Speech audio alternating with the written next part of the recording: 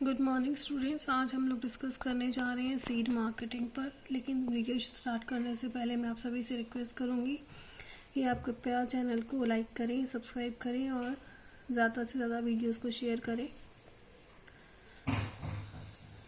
तो seed marketing देखें हम लोग। Structure, organisation, sales generation activities, promotional media, factors affecting seed marketing, role of WTO and OECD seed marketing में इनका क्या रोल है। तो सबसे पहले सीड मार्केटिंग की डेफिनेशन, अरेंजमेंट्स और seed distribution and marketing based upon place of requirement and demand of seed respectively. यहाँ पे ध्यान देने वाली बात क्या है मैं आपको बता दूँ ज़रा, कि जब हम बात कर रहे हैं अरेंजमेंट्स क्या करनी है, हमें व्यवस्था करनी है सीड वितरण की, बीज वितरण की, मार्केटिंग की, जो आधारित है किस पर आधारित है, प्लेस ऑफ रिक्वायरमेंट जहाँ बीज की ज़रूरत है, या डिमांड ऑफ सीड जहाँ पर उसकी आपूर्ति चाहिए हमें।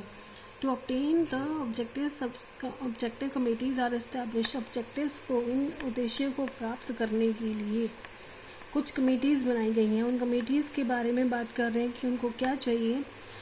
नीड फॉर एंटायर एरिया, उनको जानकारी होनी चाहिए उस जगह की जहाँ पर डिमांड की ज़रूरत है, बीज के डिमांड की जहाँ ज़रूरत है उस पूरे क्षेत्र के बारे में उन्हें जानकारी होनी चाहिए। लोकेशन ऑफ मार्केट, वहाँ पर मार्केट जो है, जो वाणिज्यिक मार्केट है वहाँ पर उस मार्केट के बारे में जानकारी होनी चाहिए, उसकी लोकेशन पता होनी चाहिए क्योंकि परिवहन में कोई समस्या ना आए, क्योंकि हम वितरण की बात करेंगे यहाँ पर। Arrangement of marketing and distribution, अब इन दोनों की जानकारी प्राप्त होने के बाद हम देख रहे हैं कि व्यवस्था करनी है विपणन की व वितरण की। फिर appointment of private seed distributors, फिर हम वहाँ पर देखेंगे कि प्राइवेट सीड डिस्ट्रीब्यूटर्स की अपॉइंटमेंट करेंगे और डीलर्स बनाएंगे। प्रॉपर अरेंजमेंट ऑफ ट्रांसपोर्टेशन, जो परिवहन है उसकी उपयुक्त व्यवस्था करनी है वहाँ पर, तभी वो वहाँ पहुँचेगा। क्योंकि हमने डिस्ट्रीब्यूटर्स बना लिए, डीलर्स बना लिया, वो क्या कहेंगे कि पहले हमें भी बताइए कि आप हमारे तक जो अपना प्रोडक्ट है वो पहुँचाएंगे कैसे। ठीक है, तो प्रॉपर अरेंजमेंट होगी ट्रांसपोर्टेशन की। नेक्स्ट देखिए, सीड मार्केटिंग के अंदर हम कौन कौन से पॉइंट्स पढ़ने जा रहे हैं उसकी बात कर रहे हैं कि acquisition and ceiling of packed seeds. Packed seeds जो पूरी तरह पैक हो चुके हैं बीज, उनका एक्विजिशन और सीलिंग की बात कर रहे हैं। इंटरमीडिएट स्टोरेज, परिवहन के दौरान बीच में कहीं स्टोरेज की व्यवस्था भी होगी। डिलीवरी ऑफ सीड, बीज का पहुंचाना, बीज की पहुंच। और सेल्स प्रमोशनल एक्टिविटीज़, जो विपणन से रिलेटेड हम सेल करने वाले हैं, मार्केटिंग के अंदर जो हम सेल करने वाले हैं उस सेल से रिलेटेड प्रमोशनल एक्टिविटीज़ क्या क्या करने वाले हैं। यहाँ की आप होर्डिंग्स लगवाएंगे, ऐड करवाएंगे, कैसे आप उसकी प्रमोशनल एक्टिविटीज़ करने वाले हैं। Major components of seed marketing, जो मुख्य घटक है बीज विपणन के उनकी बात कर रहे हैं। तो घटक कौन कौन से जब आपसे पूछे जाएं। फोरकास्टिंग ऑफ सीड डिमांड, पहले से हम अनुमान लगा लें कि बीज की जो आपूर्ति है या बीज की जो मांग है वो किस हिसाब से होगी। ठीक है, सप्लाई ऑफ सीड की बात करें, बीज को जो है मार्केट में ग्राहकों तक पहुंचाने की। स्ट्रक्चर ऑफ सीड मार्केट, बीज की जो बाजार है उसकी संरचना कैसी है। सीड सेल्स प्रमोशन, बीज की बिक्री के लिए हम प्रमोशन क्या क्या करने वाले हैं। सीड प्राइसिंग, बीज का जो प्राइस है वो हम किस आधार पर उसका निर्धारण करने वाले हैं। तो सबसे पहले जो जो महत्वपूर्ण घटक थे यहाँ पर हम उनको डिटेल में पढ़ने वाले हैं। फोरकास्टिंग ऑफ सीड डिमांड, यहाँ पर देखें कि पहले हम बीज उत्पादन की बात करेंगे, फिर बीज की सप्लाई की बात करेंगे। हमें पहुँचाना है वहाँ पर, जहाँ पहुँचाना है जहाँ बीज की मांग होगी। तो अब सबसे पहले हम देखने वाले हैं कि फोरकास्टिंग हेल्प्स इन, हमें फोरकास्टिंग से क्या मदद मिलती है। जैसे हम वेदर फोरकास्ट देखते हैं कि आने वाले 24 घंटों में तापमान इतना हो जाएगा, बादल होंगे नहीं होंगे। तो ऐसे बीज की जो फोरकास्टिंग भी की जाती है, बीज की मांग को लेकर हम फोरकास्टिंग करते हैं। तो उस फोरकास्टिंग का से क्या मदद मिलने वाली है। Making plan of seed production and distribution, हमें ये पता चलता है कि हमें जो बीज उत्पादन है और वितरण है उसके लेके हम प्लान्स बना सकते हैं कि अब हमें कौन से बीज का उत्पादन करना चाहिए, मांग के अनुसार ही वो उत्पादन होगा। फिर टाइप्स ऑफ फोरकास्टिंग, फोरकास्टिंग दो प्रकार की होती है इसमें, short term forecasting and long term forecasting. जिसमें हम शॉर्ट टर्म की बात करें तो ये डिटरमाइन करती है कोटेशन फॉर सीड डीलर, जो बीज के डीलर्स हैं उनको कोटेशन भेजने के लिए शॉर्ट टर्म फॉरकास्टिंग की जाती है। मैनिपुलेट सीड प्राइस, वहाँ पर हम थोड़ा बहुत जो है बीज की जो भाव है उसमें मैनिपुलेशन या बदलाव कर सकते हैं। लॉन्ग टर्म फॉरकास्टिंग में बात करेंगे इन्वेस्टमेंट डिसीजंस, कि आप उसमें कितने इन्वेस्टमेंट करना चाहती है कोई सामने वाली पार्टी। सिलेक्शन ऑफ साइट कौन सी सिलेक्ट करने वाली है लॉन्ग टर्म फॉरकास्टिंग के लिए, कि कहाँ पर बीज उत्पादन होगा, कैसे उसकी जो है सप्लाई की जाएगी। डेवलपिंग इंफ्रास्ट्रक्चर, पूरा वो इंफ्रास्ट्रक्चर डेवलप होगा वहाँ पर। तो लॉन्ग टर्म फॉरकास्टिंग जनरली जो है गवर्नमेंट और प्राइवेट इंस्टीट्यूशंस का कोलैबोरेशन होगा। तब हम नेक्स्ट इसमें बात करें techniques for long term forecasting. Long term forecasting के लिए कौन कौन सी विधियाँ या तकनीक है उसकी बात कर रहे हैं। तब टाइम सीरीज एनालिसिस, की बात करें। नेक्स्ट हम बात करें रिग्रेशन एनालिसिस। हम एस्टिमेशन कैसे करेंगे कि बीज की मांग किस प्रकार है। तो ग्रॉस रिक्वायरमेंट GR निकालने के लिए हम करेंगे A multiply by seed rate. यहाँ पे मल्टीप्लाई का सिंबल क्लियर नहीं है, ये मल्टीप्लिकेशन का सिंबल है यहाँ पर। A multiply seed rate. A annual cultivated area है, ठीक है, उसको गुना करना है बीज दर से, जितनी बीज दर का अंकुरण वहाँ होगा। 1 हेक्टेयर प्लाट पे हमें कितने बीज डालने हैं वो बीज रेट में आएंगे, बीज दर में आएंगे। नेक्स्ट हम देख रहे हैं net annual requirement NAR GR upon T। Gross requirement upon T। Seed replacement period, seed बीज को कितनी देर में हम उसको रिप्लेस कर पा रहे हैं, तो वो उसका पीरियड है। हाइब्रिड सीड एस्टिमेशन जो है वो सिंपल है तरीका, जबकि हम अगर self pollinated seed demand estimation करें तो थोड़ा डिफिकल्ट है। अब self pollinated seed demand estimation difficult क्यों है, क्योंकि उसको रिप्लेस करने में बहुत ज़्यादा टाइम लगता है। और यही अगर हाइब्रिड सीड एस्टिमेशन की बात करें तो उसे रिप्लेस करने में ज़्यादा टाइम नहीं लगता, हर साल हम उसको रिप्लेस कर सकते हैं। कोई एग्रोनॉमिस्ट की अगर हम सजेशन माने तो वो क्या कह रहा है कि हर 4 से 5 साल बाद हमें इस बीज को रिप्लेस करना चाहिए। सीड डिमांड जो है वो डिपेंड करती है बीज के भाव पर और उसकी गुणवत्ता पर। तो SP minus seed price minus cost price है, अगर वो लो होती है तो सीड की ज़्यादा डिमांड है, मार्केट में मांग है।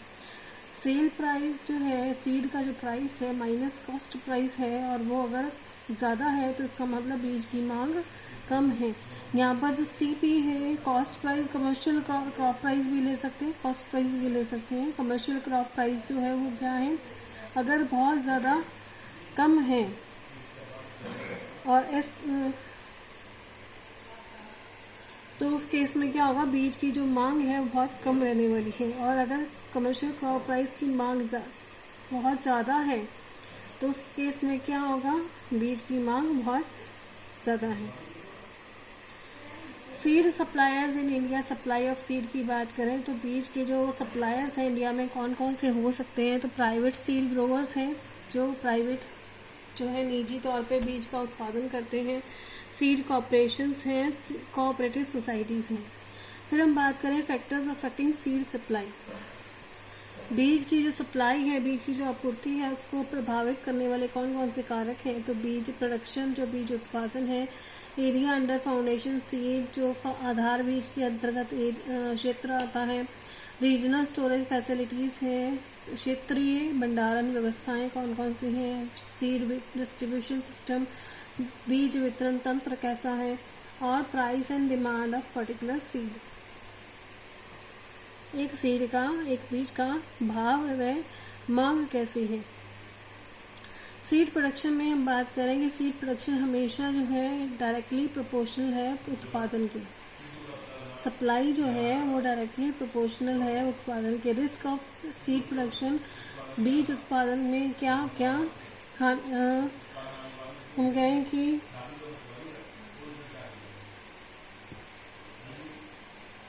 रिस्क जो उसमें आप कह सकते हो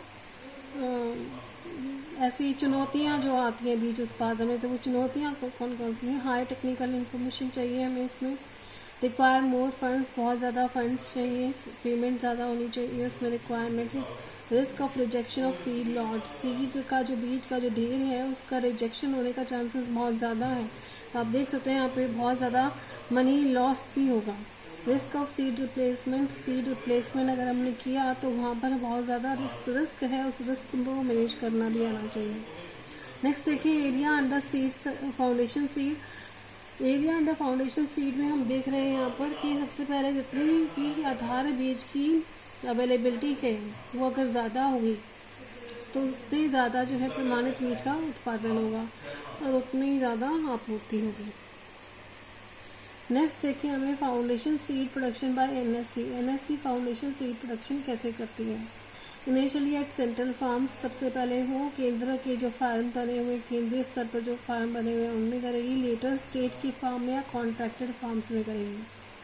रीजनल स्टोरेज फैसिलिटीज़ की अगर हम बात करें तो वहाँ पे कोई स्टोरेज की फैसिलिटी नहीं है, लो सीड सप्लाई है एनएससी और एसएससी में। फिर इसके बाद हम बात करें स्टैब्लिश मानी regional seed storage engaging seed storage, तो हमें इस परिस्थिति में क्या करना पड़ता है, क्षेत्रीय बीज भंडारण के लिए कुछ जो है बीज के जो स्टोर्स हैं उनको अपने साथ इंगेज करना पड़ता है।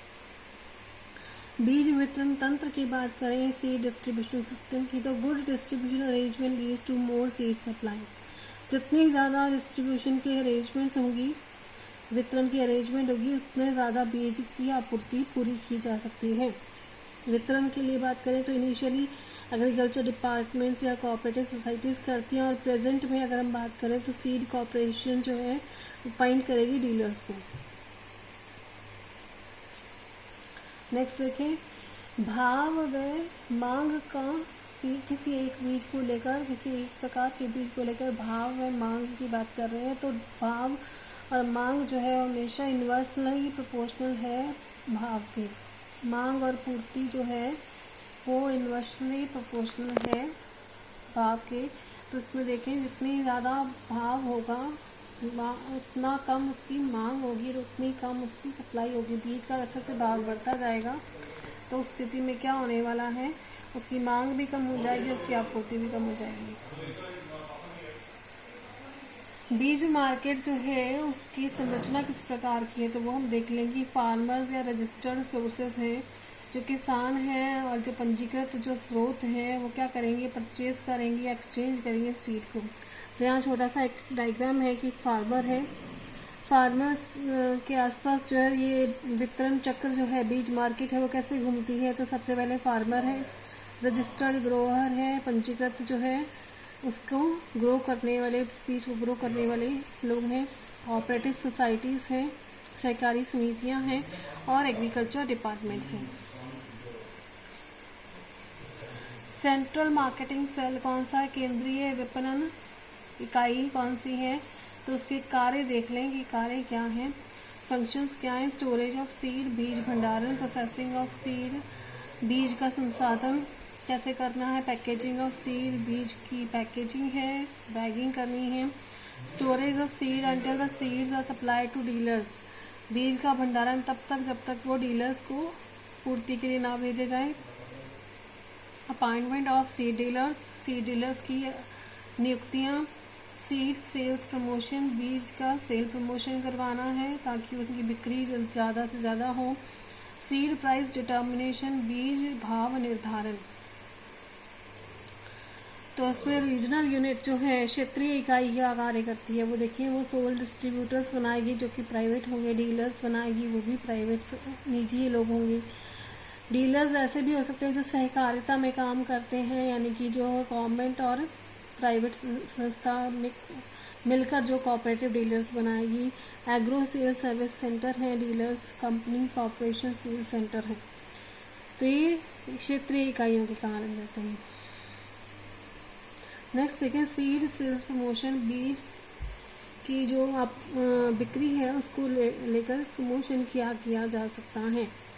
Demand for good seed has to be awakened and stimulated, अच्छे बीज की जो मांग है उसको जागृत किया जाना समाज में और साथ ही साथ उसको प्रोत्साहित किए जाना। डिस्ट्रीब्यूटर जो है, वितरक जो है वो क्या करेगा, या तो कंपनी से होगा या कॉर्पोरेशन से होगा या फिर डीलर्स होंगे, प्राइवेट और सरकारी दोनों हो सकते हैं, निजी या सरकारी। Participation both in is necessary, दोनों का जो भागीदारी है वो ज़रूरी है। Various publicity material are use to attack the sales, बहुत सारे पब्लिसिटी के मटेरियल्स यूज़ किए जाते हैं ताकि बीज की जो बिक्री है उसको आकर्षित किया जा सके। तो कौन से हो सकते हैं? एक पर्सनल कॉन्टैक्ट, हम निजी तौर पे किसी को आमंत्रित कर सकते हैं। Arrange public meetings, show seed sample, guarantee to make up their loss, give information to farmers, solve the problem of farmers. Seed pricing की बात करें, बीज के जो भाव निर्धारण किस प्रकार होंगे? तो seed price is directly proportional to price of commercial product. जो कमर्शियल वाणिज्यिक उत्पाद है उसके डायरेक्टली प्रोपोर्शनल है सीड का प्राइस। सीड का प्राइस की हम बात करें, सीड का जो भाव है should allow sufficient margin for seed producers and companies. इसके अंदर जो प्राइस है उसके अंदर इतना मार्जिन होना चाहिए कि बीज उत्पादन करता व कंपनियों के लिए सफिशिएंट मार्जिन मिल सके। और बीज भाव में शुड इतना भी हाई नहीं होना चाहिए ताकि फार्मर्स क्या है वो उसकी मांग करना ही बंद कर दे।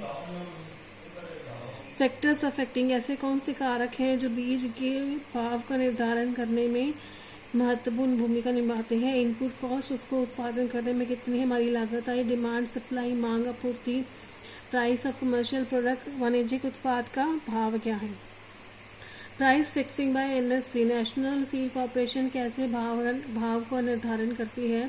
प्रोक्योरमेंट प्राइस, कितने भाव में उसका प्रोक्योरमेंट किया गया, उसको कैप्चर किया गया। सीड प्रोसेसिंग कॉस्ट, बीज संसाधन में कितना लागत हुआ। ट्रांसपोर्टेशन कॉस्ट, परिवहन का खर्चा कितना हुआ। सर्टिफिकेशन कॉस्ट, प्रमाणीकृत करने में कितना खर्चा हुआ। सुपरविजन कॉस्ट, जो टाइम टू टाइम एनएससी द्वारा एजेंट्स भेजे जाते हैं सुपरविजन करने के लिए, इंस्पेक्शन करने के लिए, उनकी कॉस्ट क्या है हमारे लिए। फिर इंटरेस्ट ऑन कैपिटल, जो भी इनिशियल कॉस्ट थी, कैपिटल अमाउंट था, उस पर कितना इंटरेस्ट है और प्रॉफिट मार्जिन कितना है। डीलर्स का कमीशन, ठीक है, ये सब देखा जाता है। Role of OECD in seed marketing. OECD क्या? Organisation for economic cooperation and development. Organisation for economic cooperation and development, ये इसका स्थापना 1958 में की गया।